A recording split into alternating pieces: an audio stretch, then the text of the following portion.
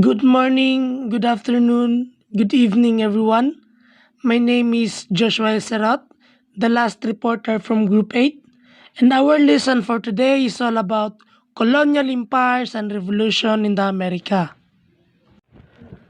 Colonial empires and revolution in the America.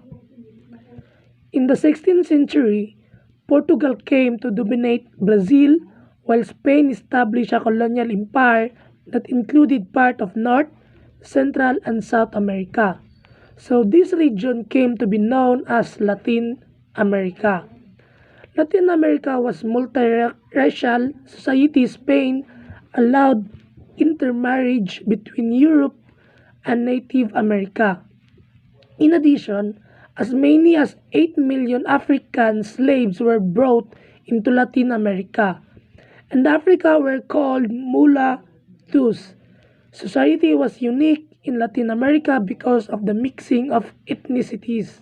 The American revolutionaries' main goal was to dedicate the new country they had founded to the ideas of liberty, equality, civil rights, and responsible citizenship. The economic foundation of a revolutionary in America is the colonial economy of what would become the United States was pre-industrial and mostly characterized by subsistence farming. Farm household produce handicrafts as well, primarily of domestic use but also selling some items, notably gold. So the objective of the states and church in the America is to boost Catholicism number and to outcompete Portugal economically. In order to achieve such goals, Ferdinand and Isabella funded a through Atlantic exploration. So the British in the North America. The United Kingdom of Great Britain came into existence in 1707 when the government of England, Scotland were united. In 18th century Britain, the monarchs and the parliament shared powers, with parliament gradually gained the upper hand. The monarchs chose ministry who were responsible to the crown and the set policies and the guide parliament. Parliament had the power to make laws, levy taxes, pass the budget, and influence the ministers. So, Queen Anne supported the Acts of Union in 1707, which united the crown of England and Scotland into one country. She also successfully laid the way for George to succeed her while never letting him visit England during her reign, in case his presence threatened her power. In 714, Queen Anne died without an heir. The crown was offered to her nearest relative, the German Hanoverian kings. King George delegated some authority to Robert Walpole to make judgment while he was gone because he did not understand English and spent a lot of time in Germany. He would inform King George of the topic being discussed in Parliament. The word Prime Minister implies first, thus he was referred to as that. Walpole was an influential figure, served for 20 years as the first British Prime Minister. His sustainable power of the Whig Party established Downing Street as home of the Prime Minister. One favorite, the crown with negotiable with great skills and panache. William Pitt, the elder, became head of the cabinet in 1757. He expanded the British Empire by acquiring Canada and India in the Seven-Year Wars. In North America, Britain controlled Canada and the 13 colonies on the eastern coast of America. The 13 original states were New Hampshire, Massachusetts, Rhode Island, Connecticut, New York, New Jersey, Pennsylvania, Delaware, Maryland, Virginia, North Carolina, South Carolina, and Georgia. After the Seven-Year Wars, British leaders wanted to get a new revenue from the colonies. In 1765, Parliament passed the Stamp Act that required printed material to carry a stamp showing that a tax had been paid Britain. Opposition was widespread and violent, and the act was repealed in 1766. The 13 colonies gained their independence and were now states in a new union. The states feared concentrated power and had little in-house regime for creating strong central government, preferring to keep power at the states level. The Article of Confederation were the first attempt at nation building by the American colonies. They were unsuccessful because of the federal government lacked the power to deal with the new nation problem. The US Constitution proposed a federal system in which power would share between the federal and states government. The federal government was divided into three branches. A bill requires a right was adopted to ensure individual liberties were maintained by the new government. The Seven-Year Wars officially began when Frederick the Great of Prussia invaded Saxony on August 29, 1756. The Seven-Year Wars resulted from an attempt by the Austrian Habsburgs to win back the province of Silesia, which had been taken from them by Frederick the Great of Prussia. General James Wolfe made a name for himself during the Seven Years' Wars in 1756 to 1863 by scouting the area before of the failed invasion on Rochefort in 1757. Wolfe was wounded 3 times and survived only long enough to hear that the French had fled and utter his final words, "Now, God be praised, I will die in peace." General Louis Joseph de Montcalm, he oversaw Quebec City defense during Major General James Wolfe sieged there in the summer of 1759, which ended in the Battle of the Plains of Abraham. Robert Clive, also known as Robert Clive, 1st Baron Clive of Plassey, was an English soldier and the first British administrator of Bengal who helped establish British authority in India. He was born on September 29 in 1725 in Stage Hystropyr and died on November 22, 1774 in London. Robert Clive braved Mir Jafar, the commander-in-chief of the Nawab army, and also promised to make him Nawab of Bengal. Clive defeated Siraj ud Dowlah at Plassey in 1757, captured Calcutta. In 763, end of French and India War, England needed keeps troops in colonies and want more control over colonial government. Since 1764, Sugar Act taxes sugar and molasses. England harassed traded to catch smugglers. Liberty, equality, fraternity. The French Revolution. The old regime. This cartoon from the era of the French Revolution depicts the third estate as a person, chains who support the clergy and nobility on his back, or show the third estate bearing the burden of the first estate and the second estate. The three estates. Before the revolution, the French people were divided into three groups. The first estates mean the clergy. The second states mean the nobility. And the third estates mean the common people. Legally, the first two estates enjoy many privileges, particularly exemption from most taxation. Why first estate is important?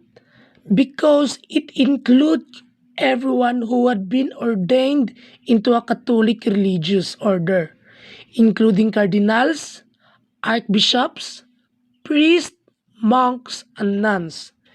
Due to the strong religious convictions of the majority of the population, The first state possessed significant intellectual and political influence in France.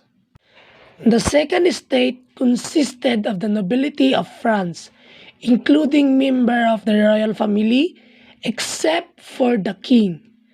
Members of the second estate did not have to pay any taxes. They were also awarded special privilege, such as the wearing a sword and hunting. And lastly is third estate, whereas the king sought tax reform. The first and the second estate sought to protect their power and privilege. The third estate wanted a greater representation and greater political power to address issue of inequality. The French royalty. The royal family lived in luxury at the Palace of Versailles. The Palace of Versailles was the principal residence of the French kings from the time Louis XIV to Louis XVI. It provided Europe with a model of the ideal royal residence for over a century. Louis XIV was an awkward, clumsy man who had a good heart but was unable to relate to people on a personal level. He often appeared unfeeling and gruff. He was insecure and seems to have dislikes being king of France. One of his ministers resigned, was here to remark, "Why cannot I resign too?" The Palace of Versailles.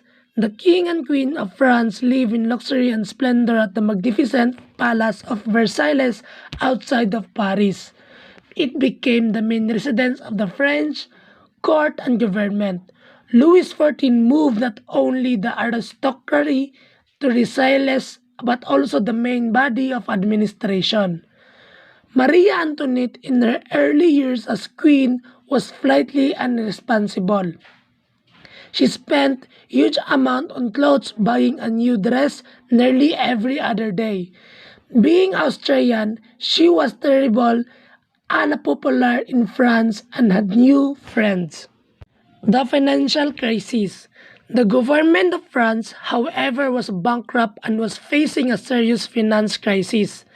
The crisis resulted from an efficient and unfair tax structure which palace burned of taxation of those least able to pay the third estates, outdated medieval bureaucracy institution, a drained treasury which was the result of aiding the Americans during the American Revolution, long war England, overspending. So where's the money? In this cartoon from the time, Louis is looking at the chest and asks, where is the tax money? The financial minister Nicker look on say the money was their last time I look. The nobles and clergy are sneaked out the door, carrying snack of money, saying, "We have it." The nobility. With the expectation of a few liberals, the nobility wanted greater political influence themselves, but nothing for the third estates. The king attempted to solve the financial crisis by removing some of the nobles' tax exemption. However, the nobility saw themselves as special, with better blood, and entitled to all of their class privilege. The parliament, a judicial organization controlled by nobility, involved its power to block the king move. He was reluctantly to call a meeting of the States General in 1788. The tennis court oath. The delegated agreed and all but one of the 578 delegates signed it. Their oath is known as the tennis court oath. It said, "The National Assembly, considering that it has been summoned and established the Constitution of the Kingdom, decrees that all members of the Assembly shall immediately take solemn oath not to separate, until Constitution of the Kingdom is established on firm foundation," in June 20, 1789. Declaration of the Right of Man and Woman. Men are born free and equal in their rights. These rights are liberty, property, security, and resistance to oppression. The fundamental sources of all sovereignty resides in the nation. The law is the expression of the general will. All criticize have been right to take part personally or through representative in the making of the law. A woman is born free and live equal to a woman in her right. Social distinction can be based on only the common utility. The purpose of any political association is the conservation of the natural and imprescriptible right of woman and man. These rights are liberty, property, security, and special resistance of oppression. The principle of all sovereignty rests essential with the nation, which is nothing but the union of woman and man. Nobody, an individual, can exercise any authority. The storming of the Bastille.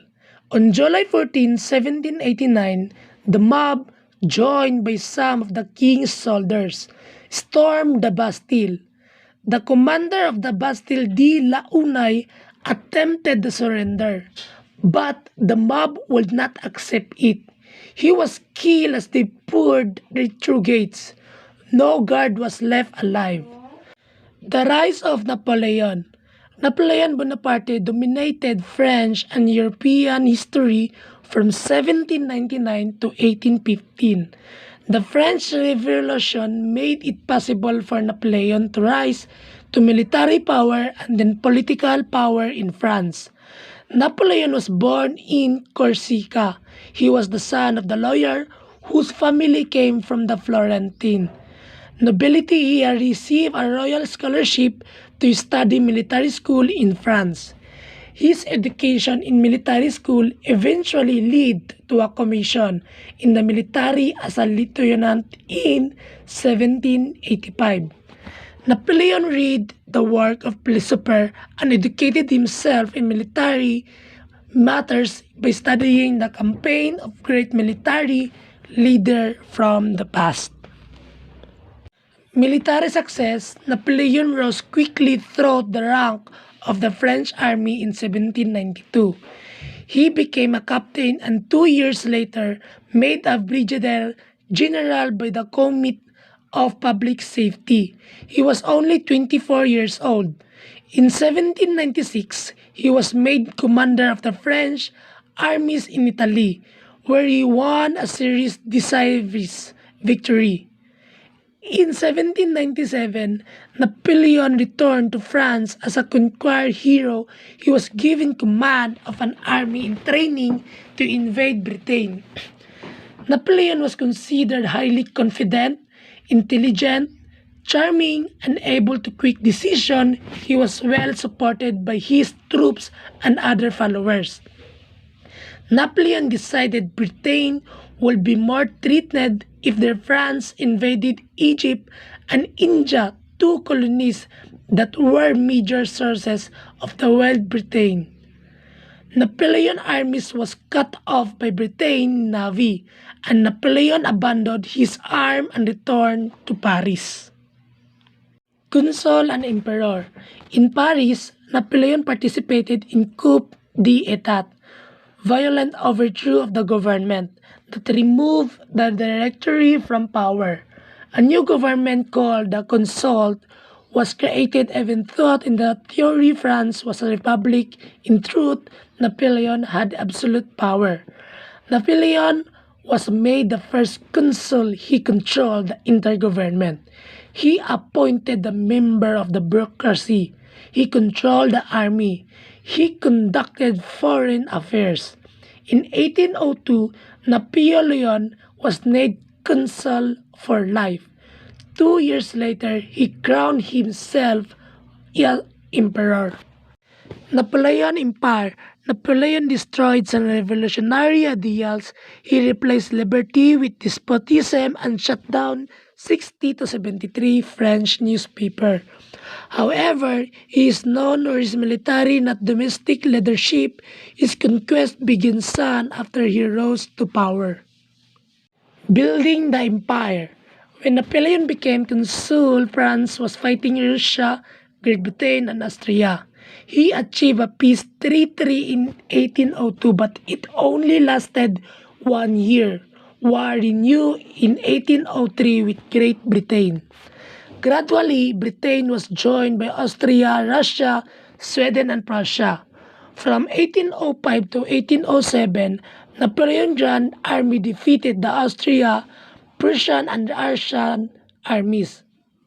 From 1807 to 1812, Napoleon was the master of Europe. His Grand Empire was composed of three major parts: the French Empire, dependent states, and allies in states. The French Empire was the inner core of the empire, including an enlarged France that include parts of Germany and Italy. Dependent states were kingdom under the rule Napoleon. Relatives includes Spain, Holland, Italy, the Swiss Republic, the Grand Duchy or Warsaw, and the Confederation of the Rhine. Allies states were those defeated by Napoleon and forced to join his struggle against Britain. They include Prussia, Austria, Russia, and Sweden. Principle of Revolution. Napoleon sought to spread some of the principles of French Revolution, including legal equality, religious toleration, and economic freedom. Napoleon also tried to destroy the old order of nobility and clergy as the most powerful element in society. Nobility and clergy lost special privilege. Napoleon declared equality of opportunity, government office. The spread of French Revolution ideas was an important factor in the development liberal tradition in these countries and had far-reaching effect including into 21st century. Nationalism.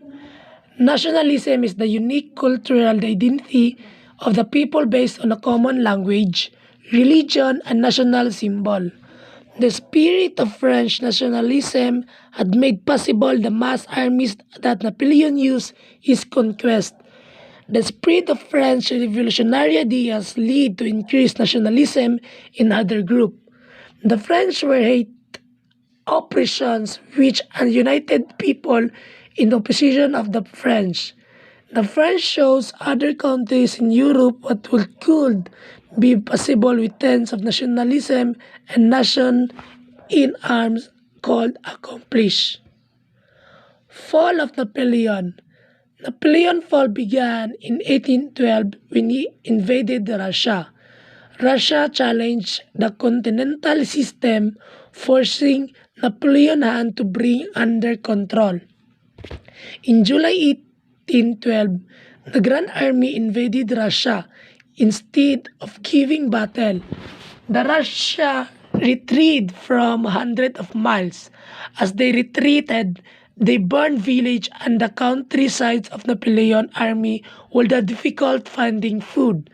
The Grand Army arrived at Moscow and found the city ablaze. Lacking food and supplies, Napoleon abandoned Moscow and began the Great Retreat across Russia.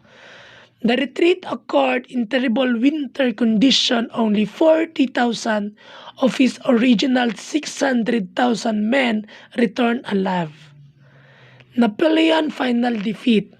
The military disaster in Russia led other European states to rise up and attack of Great French army.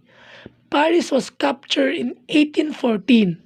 Napoleon was exiled to the island of Elba off the coast of Tuscany, Italy. The Bourbon monarchy was restored in France. Louis XV, the brother of Louis XIV, was made king. The new king had little support in France and Napoleon fled back to France. Order were sent to capture Napoleon, but they refused to shoot and went over to his side. He entered Paris, Tromson on March 20, 1815. Napoleon raised another armies and moved attack European force in Belgium off Waterloo in Belgium on June 18, 1815. Napoleon met combined Prussian and British army, led by Duke of Wellington, and suffered by a bloody and terrible defeat. Napoleon was excited to Saint Helena, a small island in the South Atlantic off the coast of Africa. Napoleon's right was over, but his impact was felt centuries. And that's all. Thank you.